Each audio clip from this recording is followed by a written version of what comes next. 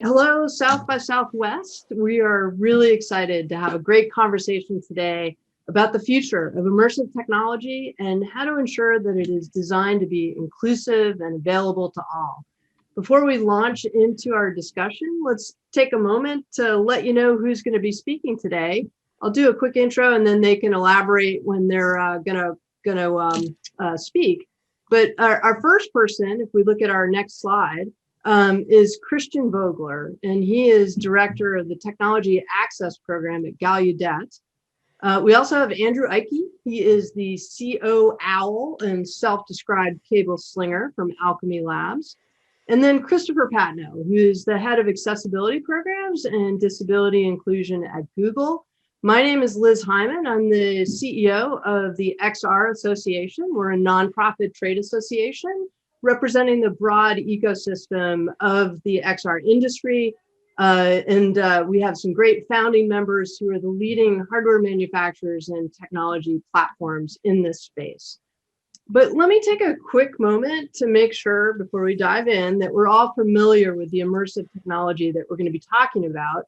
First of all, XR is an umbrella term for virtual, augmented, and mixed reality, and even some immersive technologies that have yet to be invented. But let me start with what we're talking about today. So virtual reality just popped up on our screen. This is a full immersion experience into a new digitally generated setting. It replaces the user's view with a digitally generated view, and it's usually done through a head-mounted display. There are some two-dimensional computer virtual worlds that you can experience as well. I've seen this in a conference setting where people can participate both in 2D and 3D, but obviously 2D not as immersive.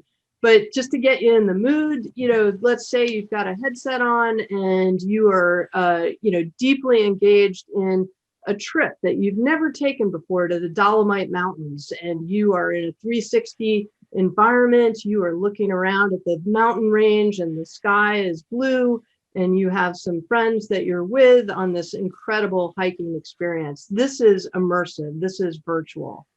The next piece that we're going to talk about is augmented reality. And this is a little bit different. This is where you have a full understanding of your physical world, but there is information that is overlaid onto that field of view. We see this in a lot of different ways. I love the retail applications where you can try before you buy, sit in your own living room and look at a sofa that you might want to purchase and how it looks with the painting on the wall.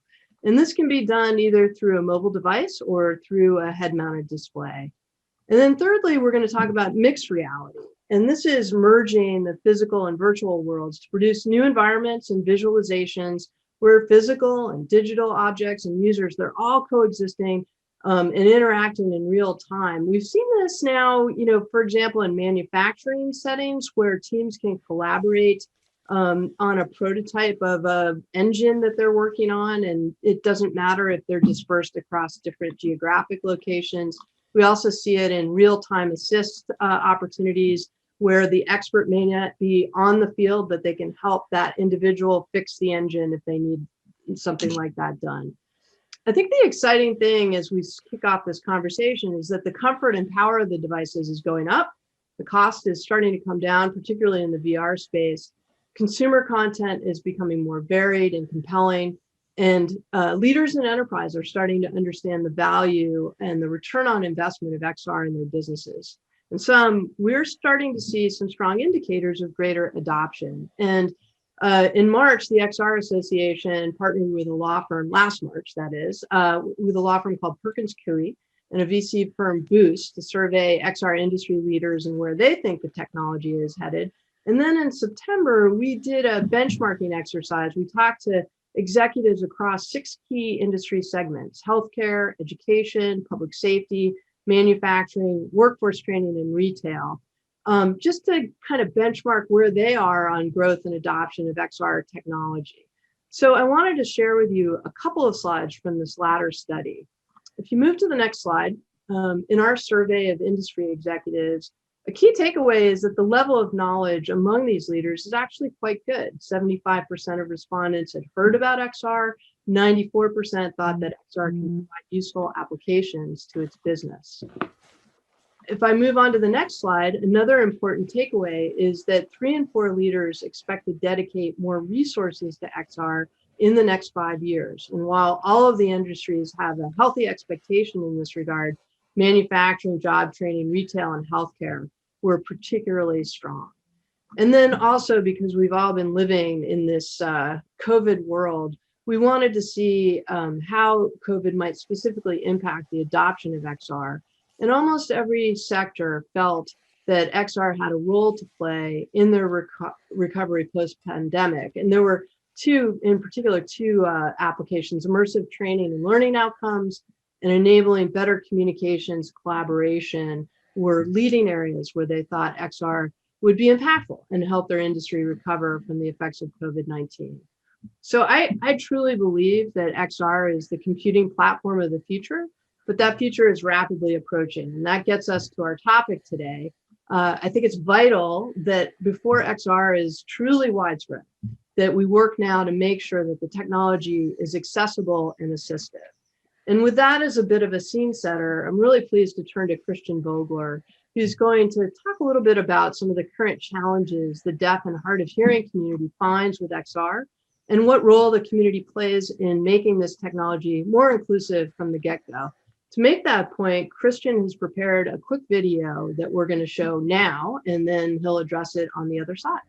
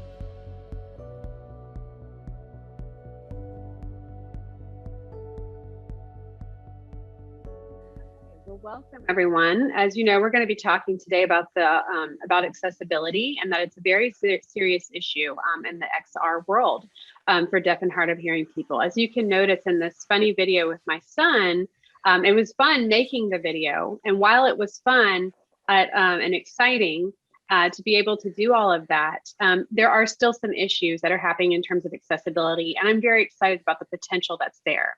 So I intentionally started with this sign language example. And as you all can see, sign language makes a lot of use of 3D space. And, you know, video and VR in that 3D space can fit in with sign language. But after staring at 2D images all day, you know, it's very exhausting. We all use Zoom, and we know what that fatigue feels like. Trying to read lips, trying to look at a 2D video screen all day can be very exhausting. So my hope is to see a lot of sign language content arrive in XR for teaching purposes, for gaming, and also especially for communication. Communication is so important, and there's a huge unsolved problem that's happening in the realm of communication.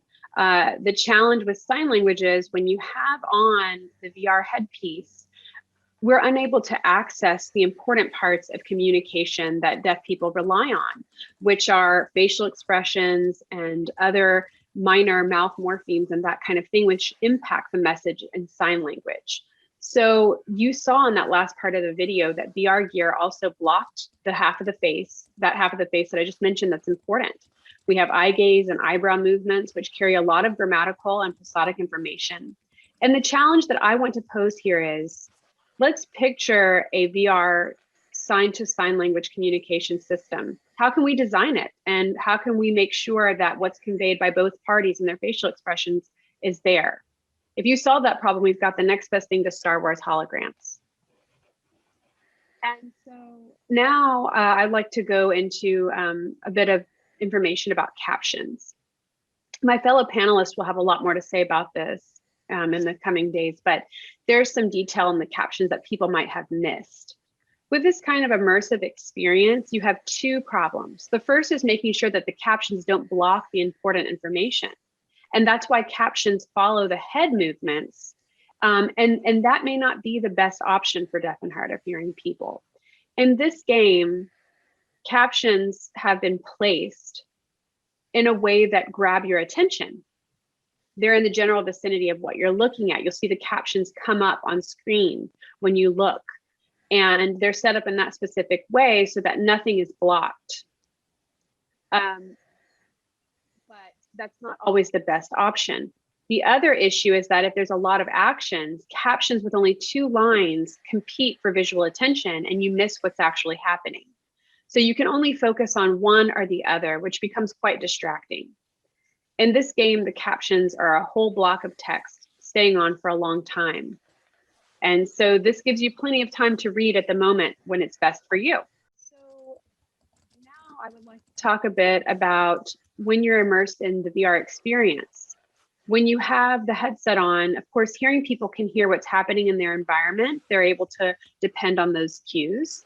Let's say someone walks up or someone's at the door, a hearing person is not going to miss that cue. While a deaf and hard of hearing person who is typically uses visual and tactile cues to communicate and to function in their environment can literally jump out of their skin while on a game like this and not expecting to be disturbed by tactile touch. So we have to consider the fact that hearing people rely on auditory cues in their environment, while deaf and hard of hearing people rely on tactile and visual cues. We have to think of how we can apply this knowledge as we develop the virtual environment. And finally, I'd like to mention a big problem that I've noticed with VR. I, as a cochlear implant user, realized that I cannot use cochlear implants and the headset together. So as you can see with the headset, you can adjust the screen and the lenses, but you cannot make any adjustments to how it fits on your head. So that means that I have to choose between the VR experience and the sound. I can either experience the sound without VR or put the mask on and not have the sound. So for example, you know, when they were designing these masks, they considered the fact that people might have glasses on, but these other things have not been considered. There's a clear case of designers only thinking about glasses. So from there, I'd like to make this important point that all disabilities need to be included in the design. If that issue had been caught before, this probably would have been able to come up with various ideas. And now I'm going to move into the question and answer portion. Great. Thank you, Christian.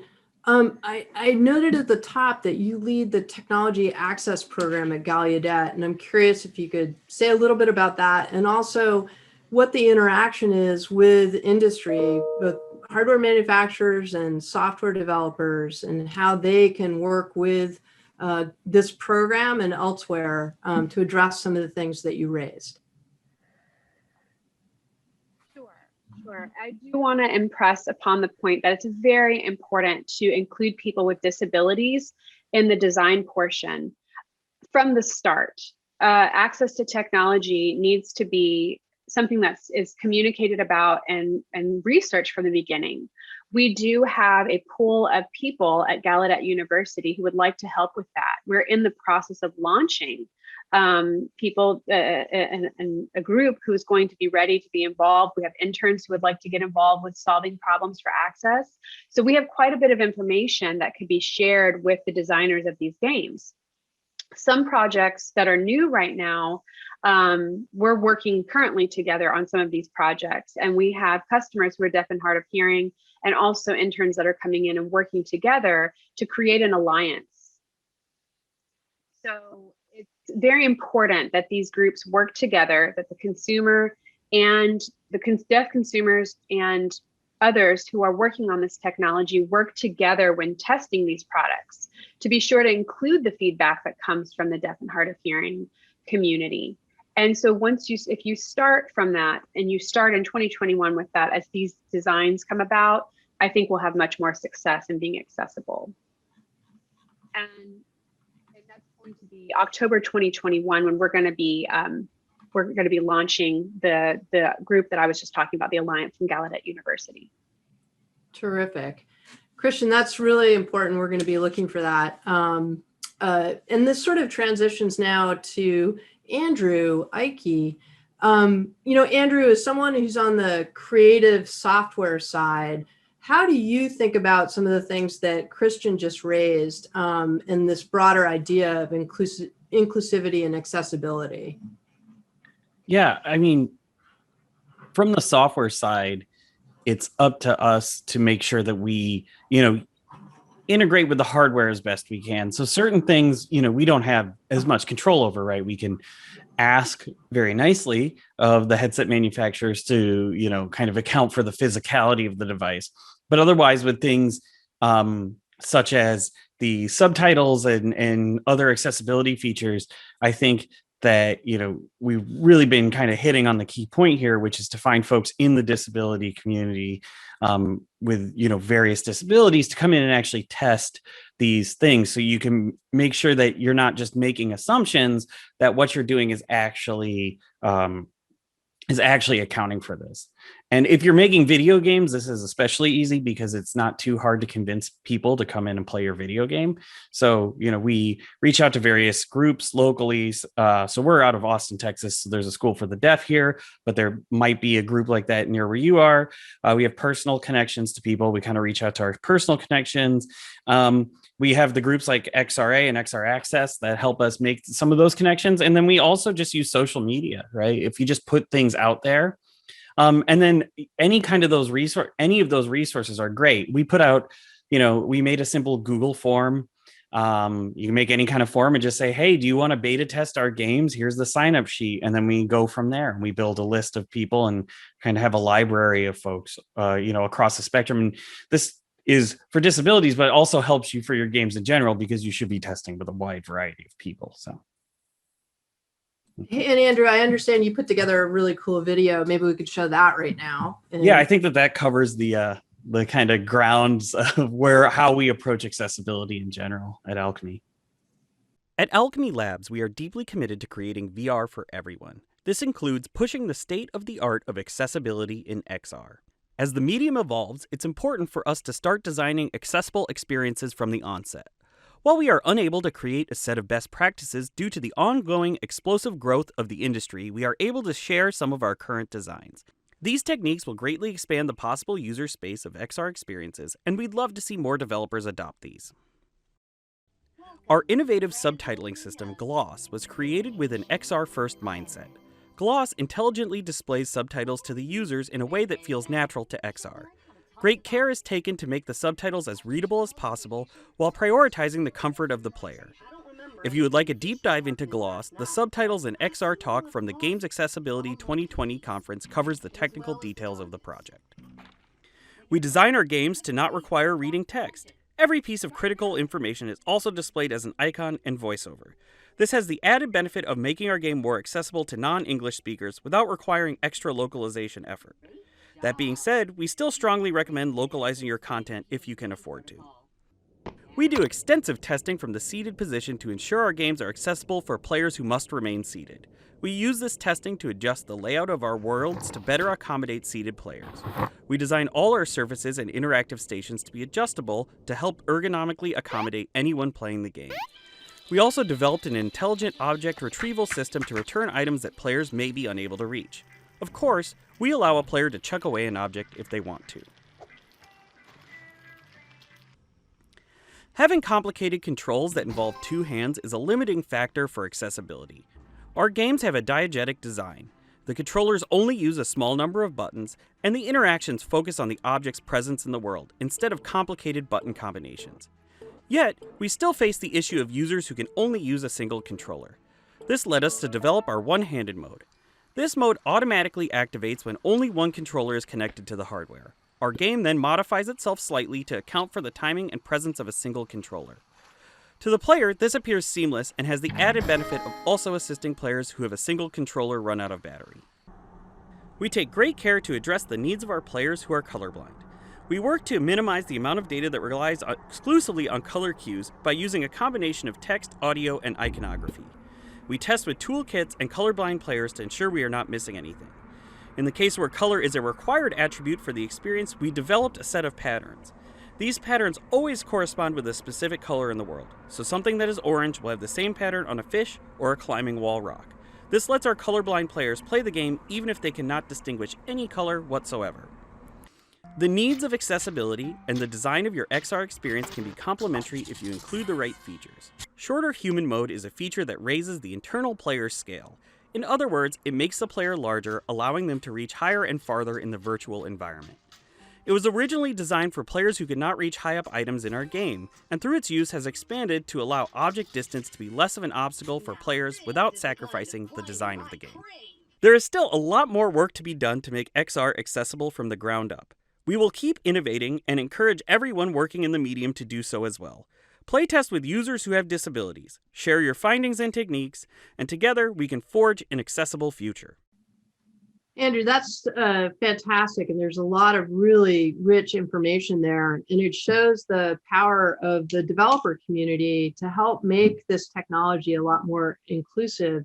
And I'm wondering, in your experience, like, do you think that the developer community is embracing the concept of inclusive design? And if not, are there incentives that we need to put in place or more attention that we need to get out there? How do we start getting people really engaged in this effort? So, yeah, I do think that the community is getting more engaged with each kind of year over year. When I first started giving these talks, people didn't even think about accessibility. In fact, the only thing accessible that anyone did was build seated mode. And that was because all developers sit at their desks. So they were doing it because it was a thing they were experiencing. They didn't want to move back, stand up, but they weren't even considering what it meant to put in subtitles or colorblind or any of those things. So to me, the largest part of this thing is a communications problem. And so talks like this, the guide that XRA put out, are great. The other thing that happened recently is Oculus has these things called VRCs, which is the set of technical checks you have to pass to get your app published on their store. And Quest being one of the largest stores for VR content today, they actually have 9 different VRCs that they've put out. Now, they're all optional, and it'd be great if they were required, but they will test your game and tell developers about it, giving them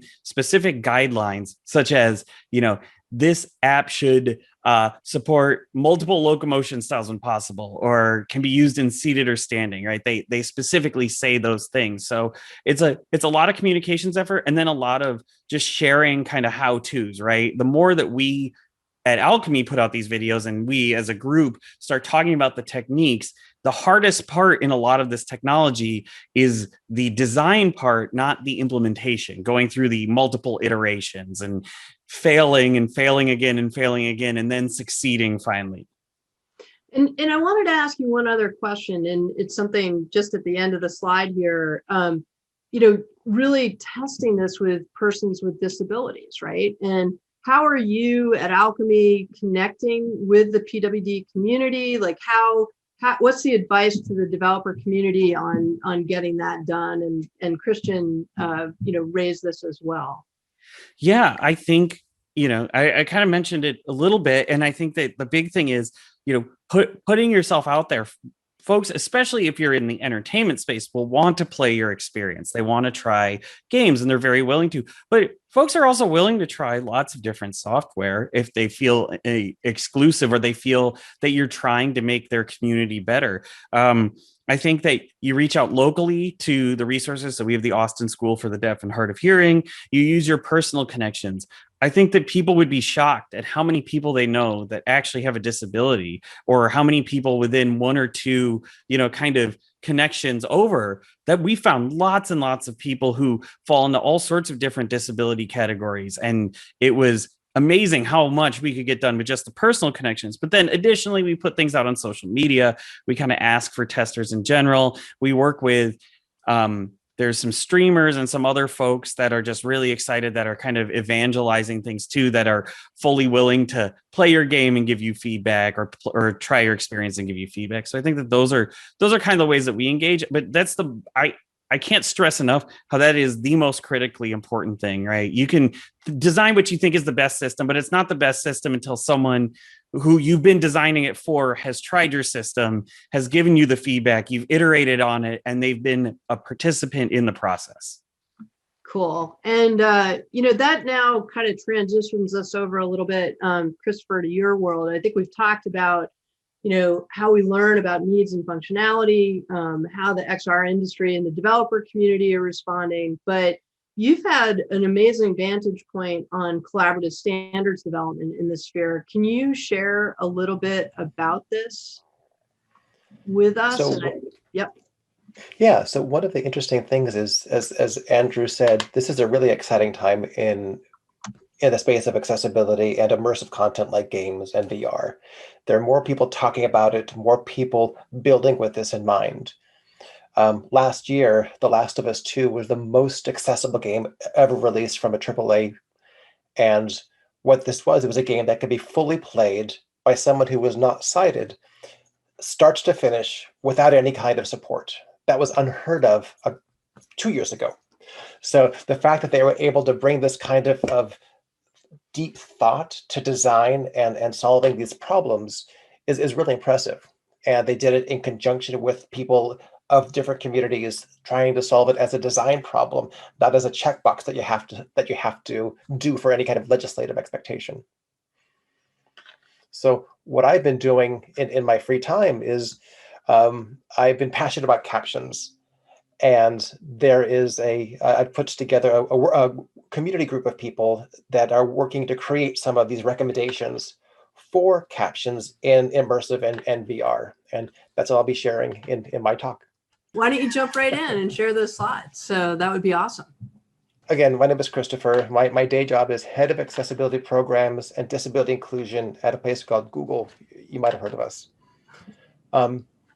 Accessibility in XR in particular. A moment ago, I talked about gaming and this kind of work, but specifically in XR, it's a very exciting green field or blue field, in this case, opportunity. There's no legislation written, let alone enforced. So we have people like Andrew at Alchemy, or our friends at Microsoft with their research in seeing VR, or Oculus driving expectations with their VRCs. People are taking it upon themselves to solve these problems because they recognize both the potential and the value of doing it. But the interesting thing is, when trying to come up with something like captions and virtual reality, is you don't want to reinvent the wheel, but you don't want to use the same wheel as what we had before. So this is what most people see subtitles are, because this is what subtitles are for about everything. Christian showed some really exciting ideas that's happened in Quill. Andrew had some great functionality in his work with the simulators. But this is what most people recognize as captions. It's been around since the 1970s. In fact, this standard first came to life in the French Chef in 1972 in Boston with WGBH. And then it became much more common in the 80s and 90s. The problem is it's so ubiquitous. You see it if you're at a bar watching games on the screen, you watch it at home. It's what we know. It's what we're comfortable with. So the interesting thing is, with all the research being done in terms of new ways of expressing it, the research shows most people like this because it's probably what they're used to. So because they're used to it, we have to push ourselves to think beyond just the two-line space. There are interesting new things we need to think about in VR, particularly relating to sound, like where does it come from and what kind of sounds are it? Those things matter. So in virtual reality, people and objects don't need to be in front of you. And if that's the case, how do you support it? One neat idea that was experimented with by the IMAC project out in Europe was to have a HUD, a heads-up display like we see here that sort of showed you a map of where things are, telling you where they originate. As cool as this is, our research showed that there's actually a large cognitive load trying to figure out what does it mean, where are these things, and that made it even less useful for especially for younger and older users. But what I'd love to see is this kind of innovative thinking about how do you share information in a non-traditional way. Another thing we need to think about is how do you share captions when you have multiple people? How do you show this association? Out at Alchemy, they did a great job. They had a little arrow that points towards whoever was speaking. This is an output from a prototype that we're working with, and we sort of show different people associated with different colors because if people move. An interesting question is, do you want them to always move with you? Do you want it to snap? How do you track? Especially when dealing with video, there's some really interesting questions of how do you want to show this work? And another thing to think about is that not all sounds are critical to the experience. Some sounds are decorative. For example, birds or traffic noises, whereas others are critical, like gunfire and footsteps. So presenting these most important sounds is essential for an inclusive gaming experience. Well, here's a screenshot from Fortnite that I found in a discussion on this topic in Reddit. Say what you will about the game, Fortnite has done some really interesting work in this space and made it mainstream. What you see here is an indicator for footsteps and with a location that tells you where it's coming from, or a gunfire indicator showing you where it comes from. So this is really neat work, and it's really happening in the mainstream. And by virtue of it happening in the mainstream, everybody gets to take advantage of it. This becomes the sort of curb cut in gaming. So to Andrew's and Christian's point, for us to be successful in this work, we need to be intentional. Inclusion must be intentional. It's not going to happen by accident. So to do this, you need to build with those people that you're trying to support. So this brings me to the work that we're doing in the Immersive Captions community group. So our community group was founded in October of 2019 as a result of the XR Access Symposium in July of that year, where Andrew and I actually met. Active participants are people who are of the deaf and hard of hearing community, people who are verbal or use sign, as well as some hearing people like myself. We have participants here from advocacy organizations like the National Association for the Deaf, industry like Google and Facebook, academia like our friends from Gallaudet, RIT, Samford, Brandeis, and even content creators, both VR application platforms and VR production teams. And we meet every other week and with people from both sides of the Atlantic, and about 12 of us show up on a regular basis. And frankly, this is my favorite calls of the week. We talk about really interesting things. But the most important thing of what we're doing is we're bringing the lived experience of people together with people who are making the technologies. And we've done a lot of research here in terms of the best practice within games. In fact, Andrew even gave a lecture to us in terms of the work that they've done in simulators. We also have investigated different form factors and different aspects of sound and visual design. So what have we learned? Well, the first thing we learned is that taxonomy, words matter. If we were to talk about this, especially all over the Atlantic and the US and England, we need to have common words. So for example, headlocked versus world locked.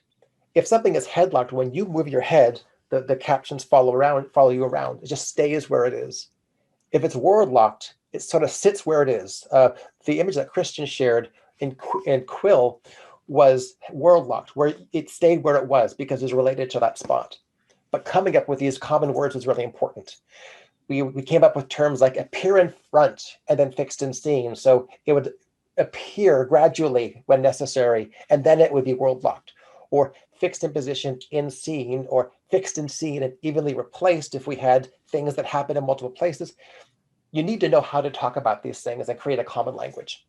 That was one of the first things that we learned. The most important thing that we learned, though, is there is no right answer.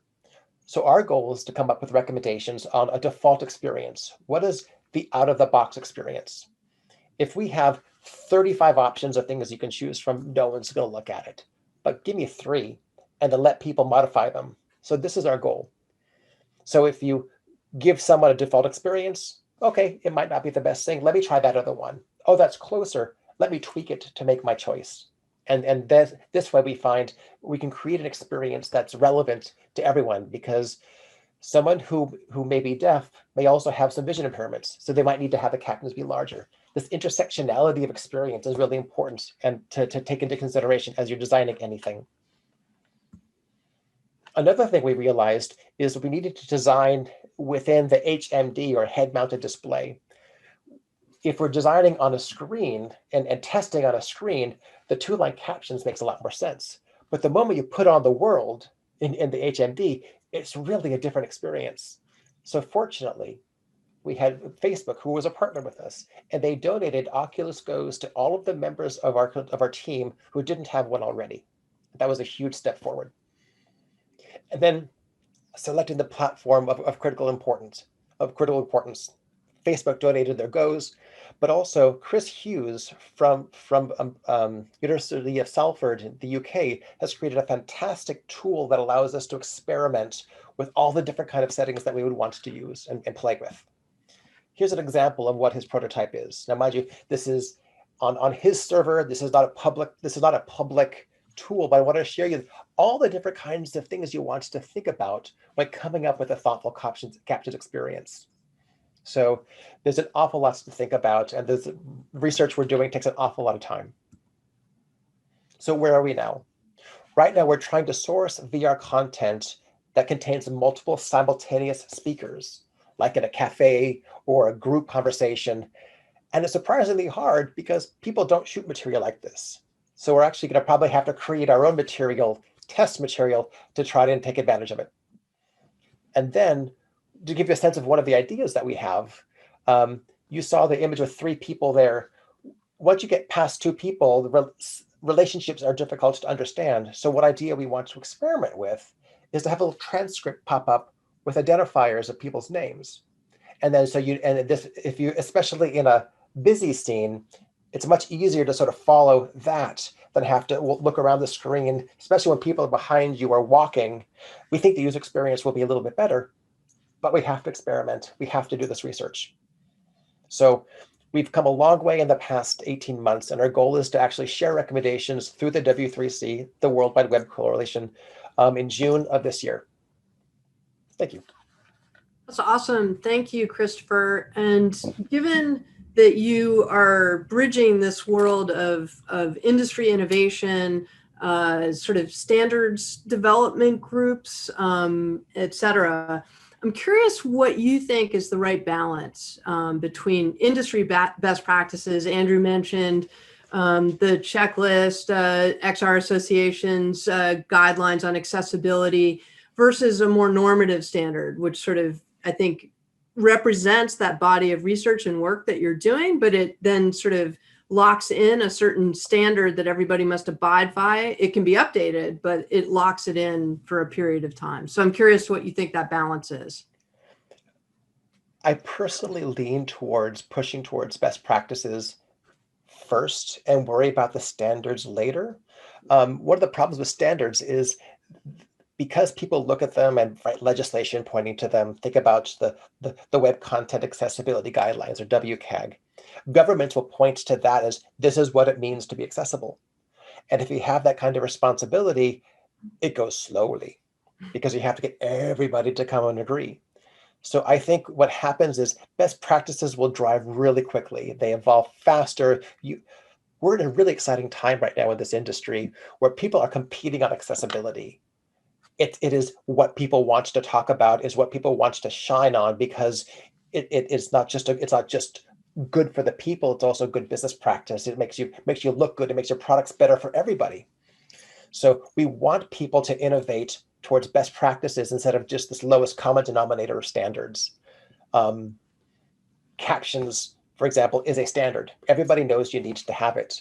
It's part of the WCAG guidelines.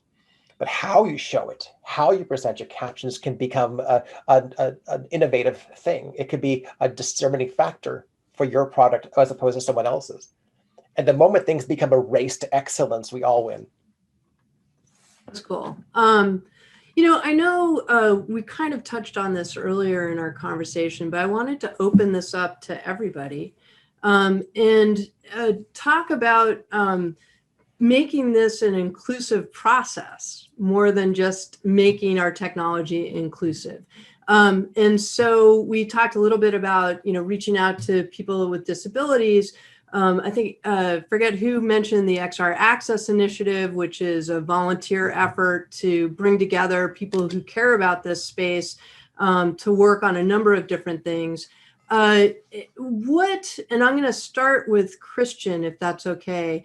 What would be your top thing about doing a better job of reaching out to all the communities that we need to reach out to and making them a part of this effort? Well, I think the most important thing, I would say that the priority is to have to go to the community and talk with the community, because you have to make that effort to go to the community and learn and be open and respectful, first of all. I think that's the number one thing, because there's another perspective there to be heard. And the perspective from the community will be based on their own experience. In addition to that, I think it's vital to give them leadership roles, not just to get input, but also to recognize them as leadership in this area, because they know what is accessible. Hire hard of hearing people, hire deaf people to work together to put that input in and be involved in every step of the process. I think it's really important that respect for their experience is valued and that their perspective is involved on every level. If I can just piggyback on top of this, I think it is extremely important that you have people in the communities be part of the teams that are doing the work. The thing that Christian showed about the VR headset that got in the way of the magnets of the cochlear implant would never happen if someone on the team wore one, because they would be able to show instantly the problem. So I can't support that statement strongly enough. Great. Andrew, anything to add on that one? I think from the other side, I think this is, if you had a number one, I would agree. So my number two is to try to get the developers engaged. And the VR community is kind of split between two groups of folks, right? There's these large developers, and they could be doing many things, right? It could be on the consumer side with Facebook, or, on the health side, there's tons of these companies doing this great work. And those companies are going to be convinced. They have all the analysis and all kind of the business acumen to know that accessibility needs to be a part of their business. And they can have customers drive requirements, especially on, the commercials or on the B2B side. But these smaller developers, which is where a ton of the innovation is happening right now, right? And these smaller developers are either going to go to the bigger developers eventually, or become them, or, be the people giving the talks. We need to make sure that these people are also engaged. These folks know that, they have the resources to know how to address these problems, but they also have the awareness too, right? Some kind of way of getting them to understand that this is a area that they need to address as they're building their experiences. Terrific. So I'm going to sort of come back to a broader aperture here a little bit. And I know some of you have already referenced some very amazing applications, but just to give a sense to the audience, what are some of the coolest applications or most exciting applications that you're seeing out there in the accessibility space? And I will start, I was thinking about, I think it's called mobile VR, this concept that people that have disabilities that prevent them from moving, walking, being ambulatory, can use like handsets now to get around a particular virtual environment. So I was thinking about things like that, but it could manifest itself in really cool games like Rest of Us 2. So I'm just curious, what's really piquing your interest in this sort of like a top area of great applications or use in accessibility? I can jump in real quick to start. I'll just take the gaming side of things. So on the games, not XR side, I know that the new Miles Morales Spider-Man game just did a big accessibility update. Really cool stuff. Big thread out there. You should all check it out. That is regular gaming, but I have a list of a few games that have been doing been forging, besides the Alchemy games, kind of a path with that. So Dead and Buried 2 is the example Oculus uses. They have a lot of good indicators in their game for audio, as well as it's a simple enough game that it lends itself well to that. We saw Moss. Vader Immortal has some really good stuff as a broadly accessible experience with a bunch of different things. And then if you are lucky enough to have access to one of the high fidelity, like super high fidelity systems, Valve's Half-Life Alyx has a number of different options, and Valve is committed. They're one of the first companies that put like true captioning with sound effects in their games, and they continue that with Half-Life Alyx. It's very cool. Yeah, Christian is nodding his head. I am a strong supporter of the Half-Life Captions Horizon Zero Dawn. That's a game that I really like. That has a lot of choices for accessibility, so it can show where your enemy's coming and that kind of thing. I think it's not perfect, but it's the best way it's the best example that I have to compare to other games about the way that you're able to respond in that game because of the accessibility options. So I think that's another game that should be included in some of this research and investigation about what can be done about accessibility. Great. Christopher, anything top of mind for you? It's not a game per se, but there's a really neat research project that was put out a couple of months ago called Wearable Captions, where it's a pair of glasses that has microphones and you actually can see captions in real life. So for me, I'm always interested in the toys. And this is something that I think is it's not a product, it's a research project, but I think it really shows some of the potential of different form factors. Yeah. Well, I think we're getting to the end of our session, but I think what I'm excited about is that we have awareness about the need for accessibility in this technology. B, we understand we need to do a lot of outreach to people to make sure they're included in part of this process. And C, some of the amazing innovations, whether it's through gaming or now these research projects, are really showing an incredible pathway forward. What I like about that is, going back to my comments at the beginning, this is going to be a computing platform that goes well beyond gaming. And how we operate in the workplace is going to be dependent on XR, in my view. So it's vital that we get right now what makes this technology accessible and useful for everybody, no matter what environment they're operating in. So I want to thank everybody. Any last words for the South by gang? Otherwise, build accessible experiences. There you go. All right. Well, thanks, everyone. Really appreciate your joining us today. Take care. Thank you. Thanks.